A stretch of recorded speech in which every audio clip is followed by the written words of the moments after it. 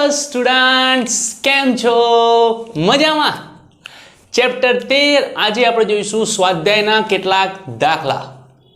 શરૂઆત કરીએ પહેલા દાખલાથી. શું કહે છે પહેલો દાખલો? કે લિથિયમના બે સ્થાયી સમસ્થાનિકો લિથિયમ 3.6 અને લિથિયમ 3.7 નું પ્રમાણ અનુક્રમે 7.5% અને 92.5% છે. તેમના દળો અનુક્રમે 6.0 15 બાર યુ અને 7.0 1600 યુ છે. તો લિથિયમનું પરમાણુ દળ શોધો. ઓકે, જ્યારે પણ તમને આવા સમસ્થાનિકોના દળ આપેલા હોય અને એના ઉપરથી દળ શોધવાનું કે પ્રમાણ શોધવાનું કે તો તમારે એક સૂત્ર વાપરવાનું. અહીંયા પ્રમાણ આપેલા છે તો કુલ દળ m બરાબર x1 એટલે કે એકનું પ્રમાણ કોનું? તો કે લિથિયમ 3.6 નું અને x2 પ્રમાણ કોનું? લિથિયમ 3.7 નું અને તેમનો સરવાળો x1 plus x2. Okay, x1 આપેલો છે 7.5%, x2 આપેલો છે 92.5%. બંનેનો સરવાળો કરો તો 100 થાય. આ બંનેનો સરવાળો કરો તો કેટલું થશે? 100 થશે. હવે લિથિયમ 3.6 નું મૂલ્ય છે 6.015 બાર. 6.015 બાર અને લિથિયમ 3.7 નું પ્રમાણ છે 7.016.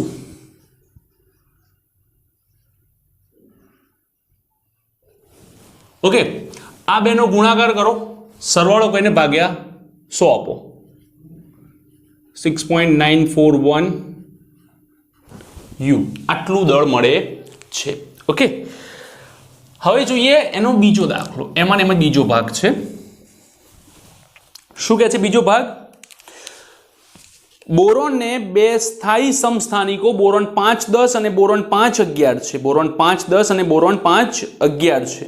ઓકે, તો એમના દળ અનુક્રમે 1294 યુ અને 11.00931 યુ છે અને બોરોનનું પરમાણુ દળ 10.811 યુ છે. તો બોરોન 5.10 અને બોરોન 5.11 નું સાપેક્ષ પ્રમાણ શોધો. ઓકે, હવે અહીંયા પ્રમાણ શોધવાનું કીધું છે x1 ને x2.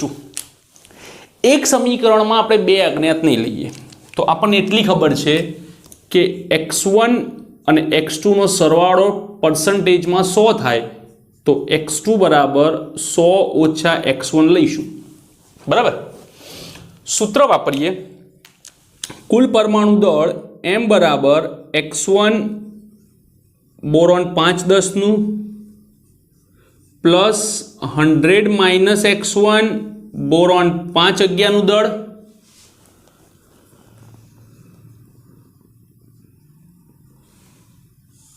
ભાગ્યા બંનેનો સરવાળો 100. ઓકે, હવે એમ આપેલો છે 811 x1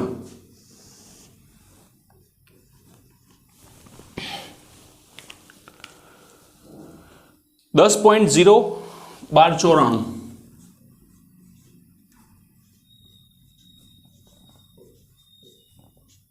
પ્લસ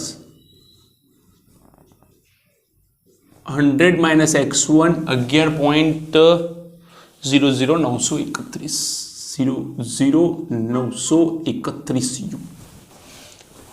આ 100 ને અહીંયા ગુણો તો થશે 10 81.1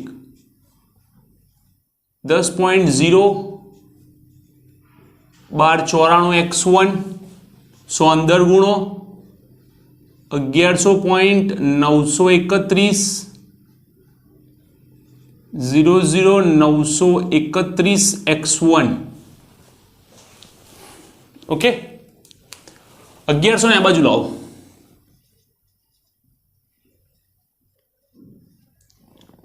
931 બરાબર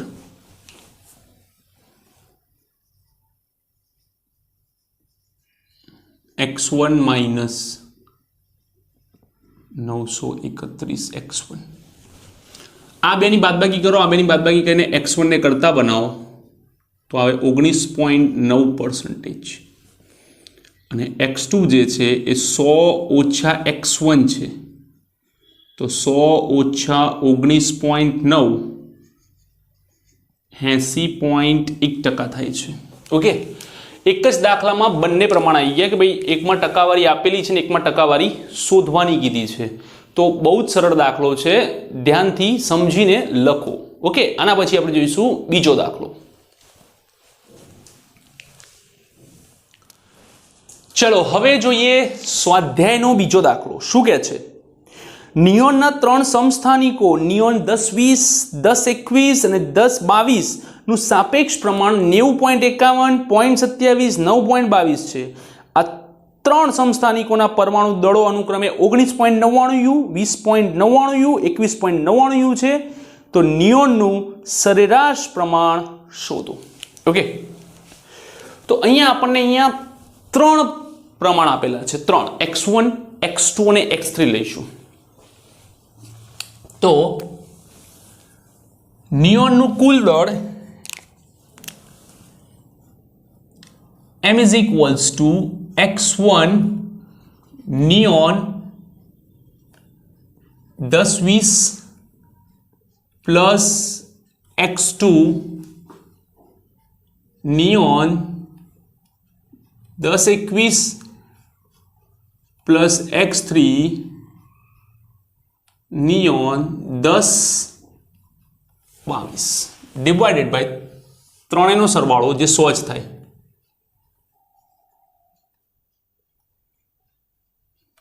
ઓકે, એમાં જે પ્રમાણ આપેલા છે એ છે 90.51,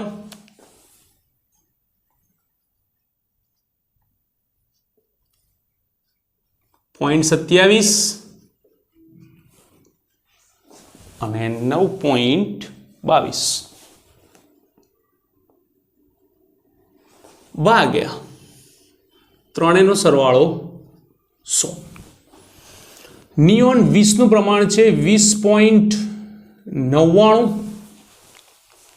સોરી 19.99.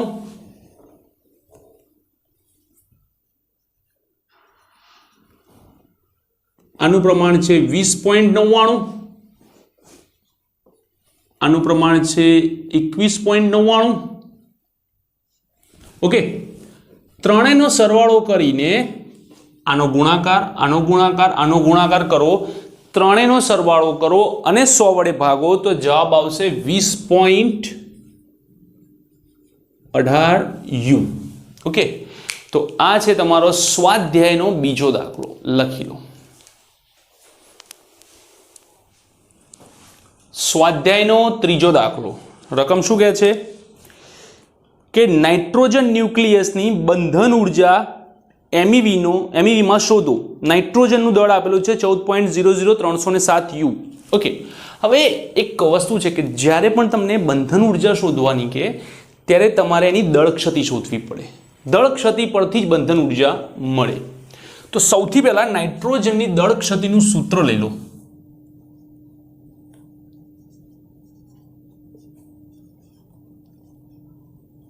નાઇટ્રોજનની દળ ક્ષતિ delta m is equals to ZMP plus NMN minus capital M. Okay, ZMP 7, neutron 7, પ્રોટોનનું દળ 1.00727 અને ન્યુટ્રોનનું 1.00865 માઇનસ ન્યુક્લિયસ નાઇટ્રોજનનું દળ થાય 14.00307. 14.00307. ઓકે, હવે આ બેનો ગુણાકાર કરો, આ બેનો ગુણાકાર કરો, એમનો સરવાળો કરીને આ બાદબાકીમાં નાખો તો જવાબ આવશે 0.11236 સમથિંગ, 11236 U. ઓકે, તો આટલી દળ ક્ષતિ તેમાં નોંધવામાં આવે છે. દળ ક્ષતિને અનુરૂપ ઉર્જાનું સૂત્ર છે ડેલ્ટા એમસી સ્ક્વેર.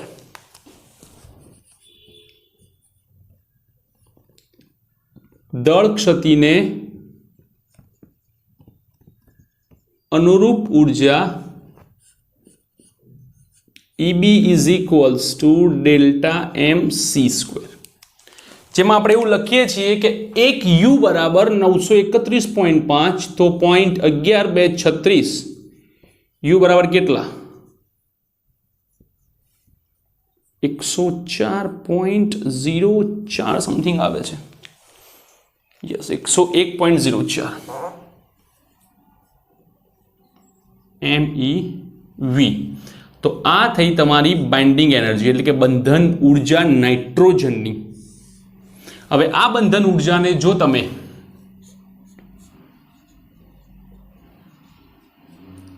EBA ભાગ્યા A 101.04 ભાગ્યા 14 વડે ભાગી નાખો તો તમને EBN મળી જાય છે. ભાગાકાર કરીને જવાબ કમેન્ટ કરજો. ઓકે, તો આ રહ્યો તમારો સ્વાધ્યાયનો ત્રીજો દાખલો. લખી લો. સ્વાધ્યાયનો ચોથો દાખલો શું કહે છે? નીચે આપેલી વિગતો પરથી Fe 2656 અને બિસ્મથ 83209 ન્યુક્લિયસની બંધન ઉર્જા MeV એકમમાં શોધો. કયા ન્યુક્લિયસની ન્યુક્લિયોન દીઠ બંધન ઉર્જા વધારે છે? ઓકે, સૌથી પહેલાં તો બંધન ઉર્જામાં આપણે આગળ વાત કરી તેમ દળ ક્ષતિ શોધો. દળ ક્ષતિ શોધ્યા પછી જે દળ ક્ષતિ આવે છે તેને 931.5 વડે ગુણી નાખો એટલે સીધો જવાબ MeVમાં મળી જશે. ઓકે, તો આપણે અહીંયા પકડીએ પહેલા Fe 2656 માં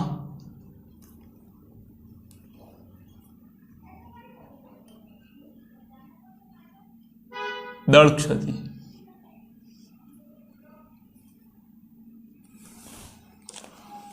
okay,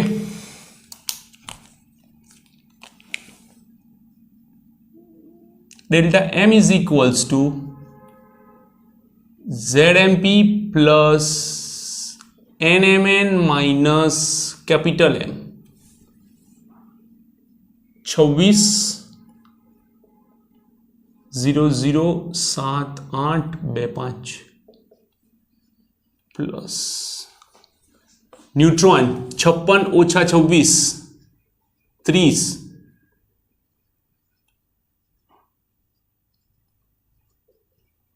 minus M. Mass of iron 55.93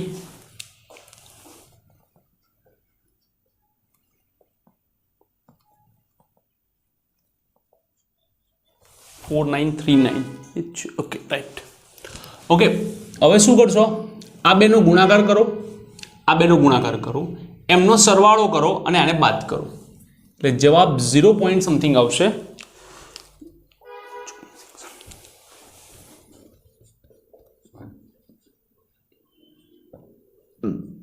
528461 you દળ ક્ષતિ. દળ ક્ષતિને અનુરૂપ જે બંધન ઉર્જા આવશે એ આવશે EB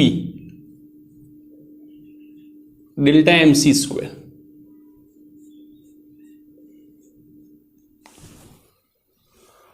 ડેલ્ટા M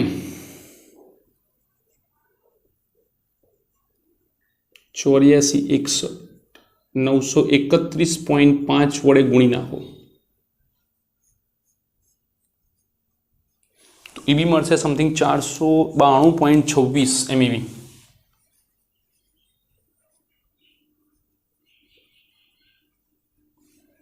આ થઈ ગઈ બંધન ઉર્જા.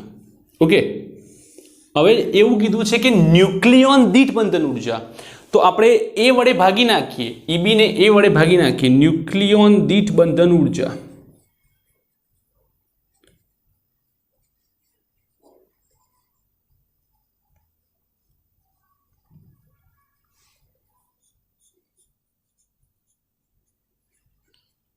EB ભાગ્યા A. ભાગ્યા 56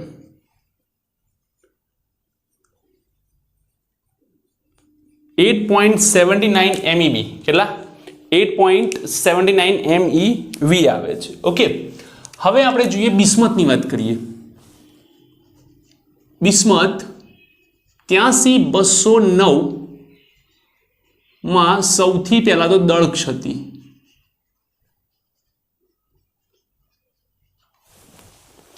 ઓકે ડેલ્ટા એમ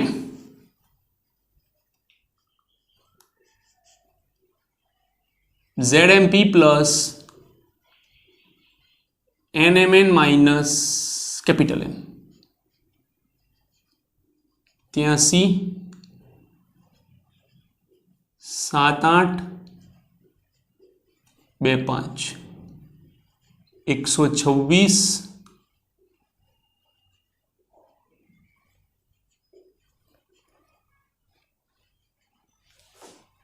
208.98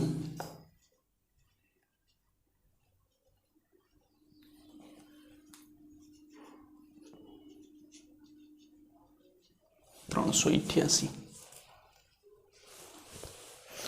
આ બેનો ગુણાકાર કરો આ બેનો ગુણાકાર કરો અને બાદબાકી આપો તો 1 પોઈન્ટ સમથિંગ આવે 1.70877 U એટલી જ થશે ઓકે તો આ થઈ ગઈ દળ ક્ષતિ હવે જોઈએ બંધન ઊર્જા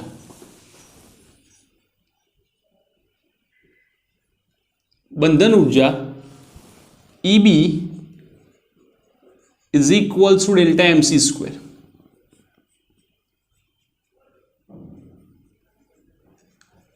877 multiply 931.5 1600 સમથિંગ આવે છે 1640.3 MeV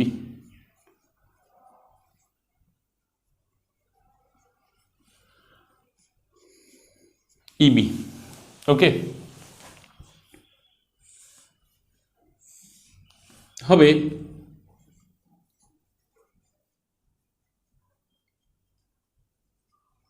ન્યુક્લિયોન દીઠ બંધન ઊર્જા EBN બરાબર EB ભાગ્યા A 1640.3 ભાગ્યા 209 ભાગાકાર આવે છે 7.85 MeV તો આમ આયરનની ન્યુક્લિયોન દીઠ બંધન ઊર્જા એ બિસ્મથની બંધન ઊર્જા કરતાં વધારે છે ભલે બિસ્મથ પાસે ન્યુક્લિયોન્સ વધારે છે છતાં પણ આયરનની ન્યુક્લિયોન દીઠ બંધન ઊર્જા વધારે છે બિસ્મથ કરતાં ઓકે તો આ રહ્યો સ્વાધ્યાયનો ચોથો દાખલો લખી લો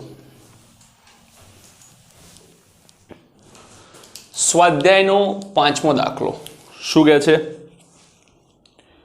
કે એક આપેલ સિક્કાનું દળ 3 ગ્રામ છે બધા જ ન્યુટ્રોન અને પ્રોટોનને એકબીજાથી અલગ કરવા માટે જરૂરી ન્યુક્લિયર ઉર્જાની ગણતરી કરો સરળતા ખાતર સિક્કો સંપૂર્ણપણે કોપર 2963 પરમાણુઓ કે જેનું દળ 62.92960 U નો બનેલો ગણો ઓકે હવે આપણે જોઈએ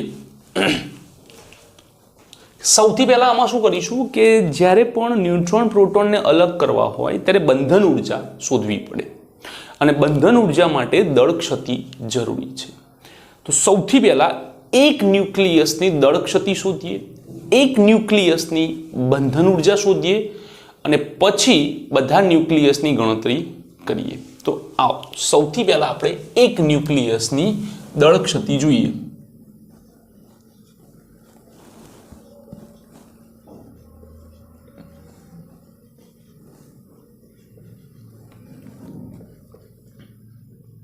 દળ ક્ષતિ delta M is equals to ZMP plus NMN minus capital M કેટલા પ્રોટોન છે 29 00 78 25 કેટલા ન્યુટ્રોન છે 34 008665 માઇનસ 62.9296 ઓકે આ બેનો ગુણાકાર કરો આ બેનો ગુણાકાર કરો એમનો સરવાળો કરીને બાદબાકી આપો તો દળ ક્ષતિ આપણને મળશે 0.591935 0.591935 યુ આટલી દળ ક્ષતિ મળે છે એક ન્યુક્લિયસની તો આ દળ ક્ષતિને અનુરૂપ બંધન ઉર્જા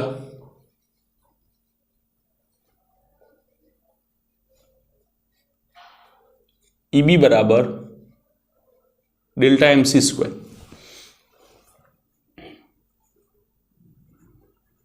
591935 931.5 गुणाकार आपो तो एनाथी मळशे आपने ऊर्जा 551.3874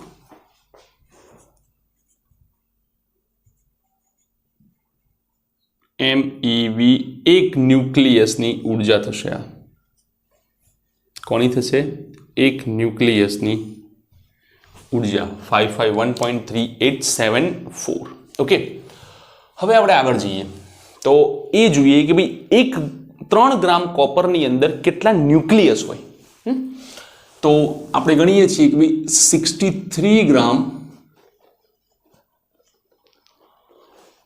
कॉपर में Na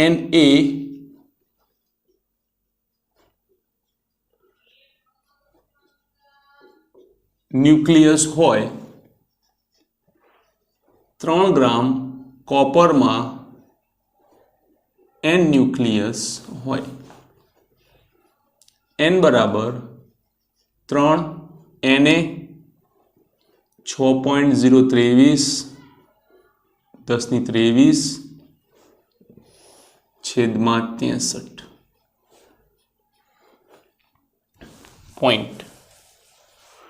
0.2868 10 to 23 आटला न्यूक्लियस होय तो एक न्यूक्लियस ने तोड़वा माटे आटली ऊर्जानी जरूर पड़े छे तो आटला न्यूक्लियस ने तोड़वा माटे केटली तो लखाय कि भाई कुल बंधन ऊर्जा बधा ज न्यूक्लियस ने तोड़वा माटेनी कुल बंधन ऊर्जा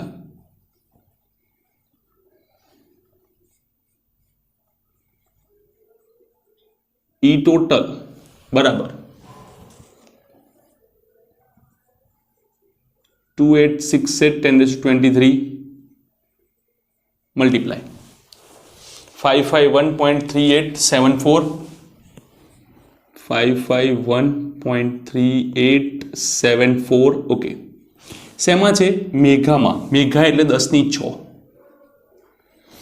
इलेक्ट्रॉन वोल्ट ने आपणे जूल में कन्वर्ट करवा माटे 1.6 10 ની -19 वडे गुणवा पड़े ओके तो मैं शू कर्युं जे मेगा इलेक्ट्रिक वोल्ट हतो एनी जग्याए जूल में कन्वर्ट कर्या छे आ आंसर जे मळशे ए जूल में मळशे तो आनो आंसर थाय छे 2.5 10 to 12 जूल 2.5 10 ની 12 घात जूल थाय छे ओके सौथी पहला एक न्यूक्लियस नु दળ क्षति एक न्यूक्लियस नी बंधन ऊर्जा न्यूक्लियसोनी संख्या अने एमनो गुणाकार ओके सिंपल दाखलो तो आ रह्यो तमारो स्वाध्यायनो 5मो दाखलो लखी लो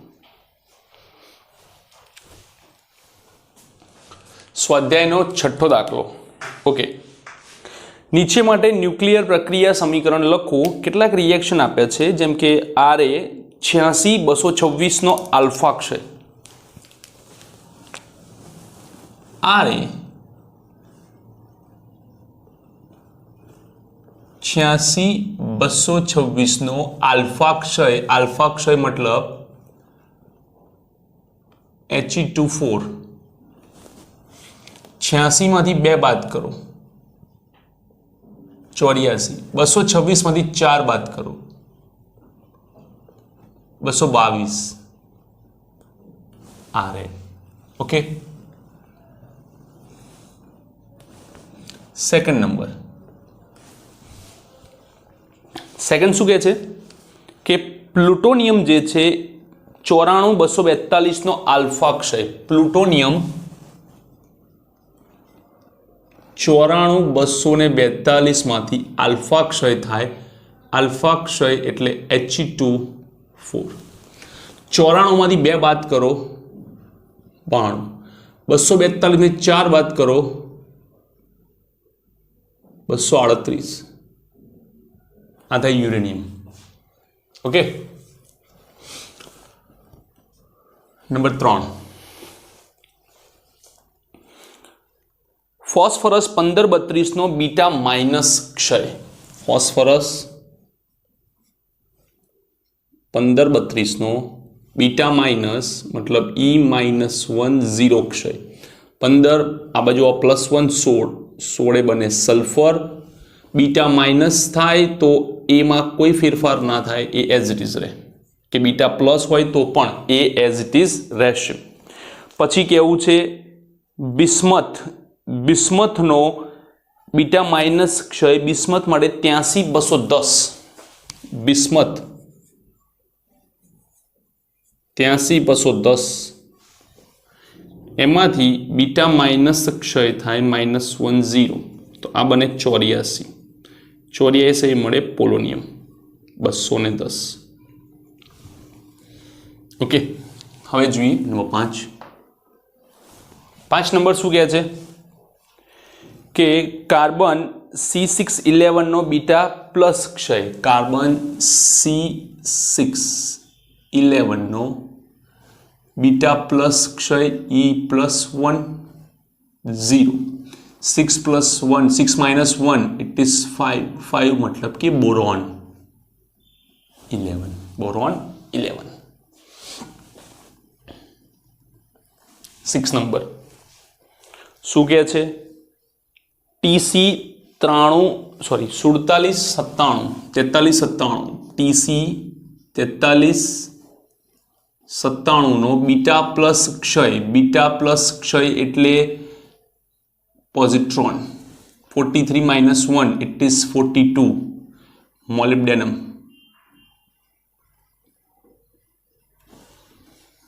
ओके, 97. 7 નંબરનો થોડોક અલગ છે. શું કહે છે કે Xc54 120 નો ઇલેક્ટ્રોન કેપ્ચર. Xc54 120 ઝેનોન 54 120 નું ઇલેક્ટ્રોન કેપ્ચર. કેપ્ચર मतलब લેવું, મેળવવું. -10 54 જ છે ને 54. ओके, 53 ऊपर एज इट इज 120. 53 120 એટલે કે આયોડિન. 120 એટલે આયોડિન. તો આ હતા કેટલાક બીટા ડીકે, આલ્ફા ડીકે અને ઇલેક્ટ્રોન કેપ્ચરના ઉદાહરણ. લખી લો. સ્વાધ્યાયનો 7મો દાખલો શું કહે છે એક રેડિયો એક્ટિવ સમસ્થાનિકનું અર્ધઆયુ T વર્ષ છે. તેની એક્ટિવિટી મૂળ એક્ટિવિટીના 3.125% અને 1% થવા માટે કેટલો સમય લાગશે? ઓકે, હવે જોઈએ કે અહીંયા આપણે જે સૂત્ર વાપરીશું તે છે કુલ સમય શોધવાનો કીધો છે ને અર્ધઆયુ આપેલો છે. આપણી માટે કોમન સૂત્ર એક જ છે कि एक्टिविटी होय तो R भाग्या R0 is equals to 1/2 T tau and half. R0 100 3.125 1/2 T by अर्धायु T.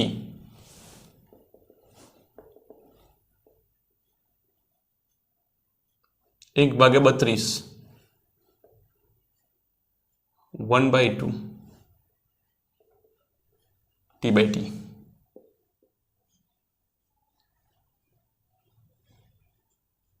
2 ની 5 ઘાત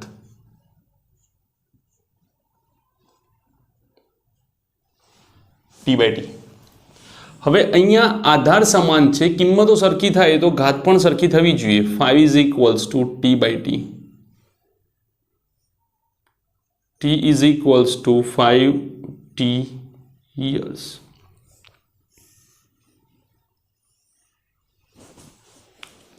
ઓકે, બીજું ભાગ જોઈએ, સૂત્ર એ જ વાપરીશું, સૂત્ર નહીં બદલીએ। r/r0 = 1/2 t/τ². આ વખતે r 1 થશે અને r0 પહેલાની જેમ 100 જ રહેશે।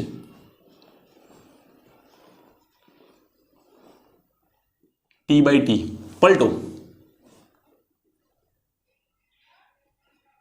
100 2 t/t। બંને બાજુ log લેતા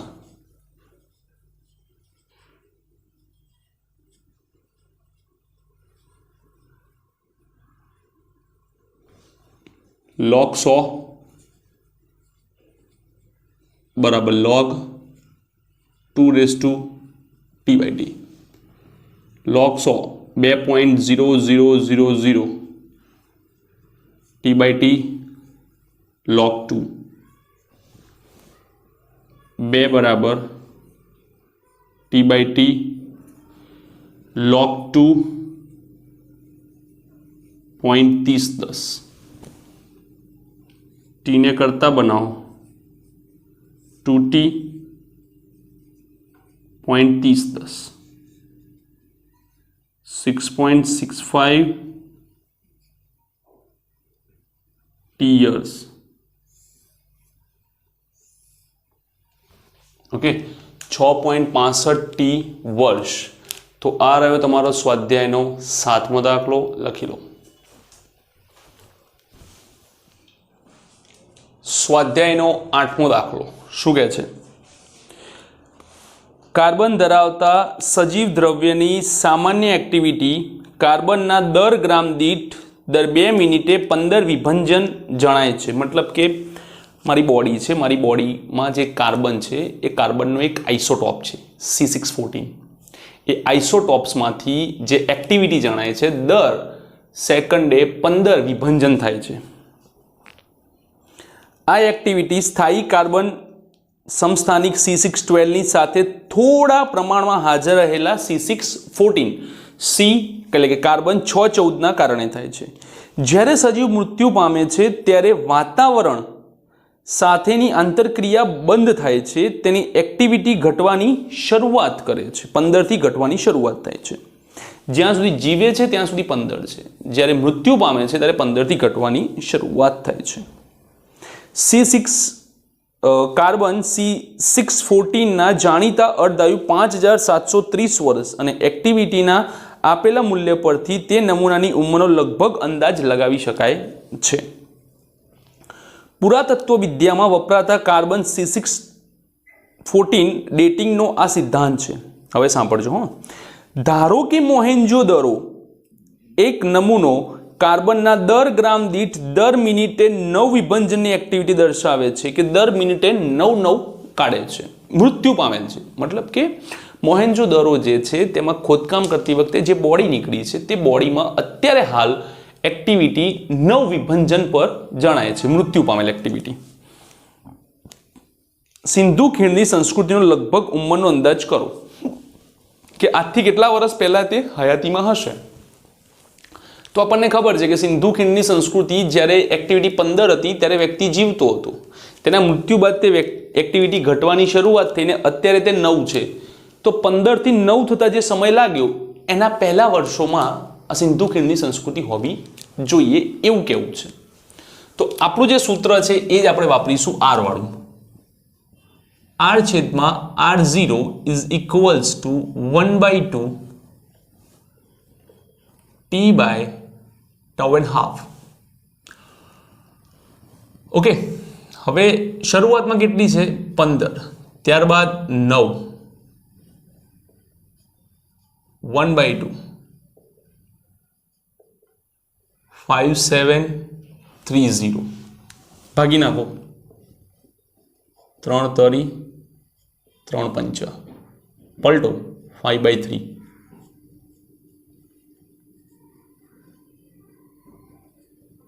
5730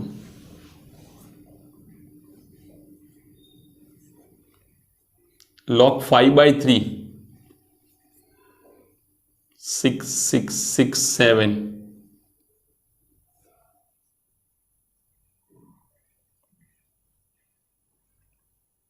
log 2 0.2218 log થાય t 0.3010 log 2 ભાગ્યા 5730 ઓકે હવે આપણે t ને કરતા બનાવીએ 2218 મલ્ટીપ્લાય 5730 છેદમાં 0.3010 4224 વર્ષ પહેલા આ સિંધુ ખીણની સંસ્કૃતિ હોવી જોઈએ જે મોહેન્જો દારો જે છે તે 4224 વર્ષ પહેલા એ જે બોડી મળી હતી તે મૃત્યુ પામેલી હોવી જોઈએ મતલબ કે એ સંસ્કૃતિ એની પહેલાની હોવી જોઈએ તો આ રહ્યો તમારો સ્વાધ્યાયનો 8મો દાખલો અને અહીંયા આપણે વિડીયોને વિરામ આપીએ છીએ આઈ હોપ કે તમને બધાને બધી ખબર પડી હશે જો ખબર પડી હોય તો લાઈક કરો કમેન્ટ કરો thank you for watching this video